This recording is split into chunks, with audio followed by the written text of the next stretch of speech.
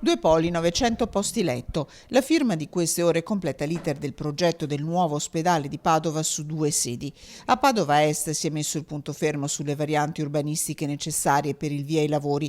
Per via Giustiniani la certezza che questa restasse area sanitaria come voluto dai padovani per 5 secoli. Di riqualificare l'area di via Giustiniani vuol dire per la prima volta andare in controtendenza e pensare di togliere gli edifici e non di aggiungerne, di creare dei nuovi edifici per nuove funzioni che resteranno per sempre, ma di restituire un polmone verde nella città. Ed ecco la bozza del Parco delle Mura svelata per la prima volta. Di quello che c'è adesso, 70 edifici sparsi con difficoltà soprattutto per i pazienti in via Giustiniani, resterà questo. Su via Giustiniani avremo un nuovo pronto soccorso, ma avremo un grande parcheggio interrato sull'entrata da via Pontecorvo, avremo un grande parcheggio dove c'è l'attuale parcheggio di via San Massimo che sarà ulteriormente ingrandito.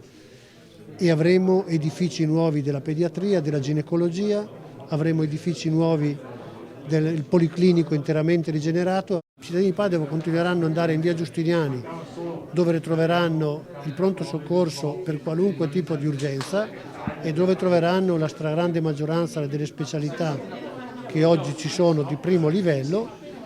Le specialità di secondo livello, la cardiochirurgia, la neurochirurgia, le cose molto più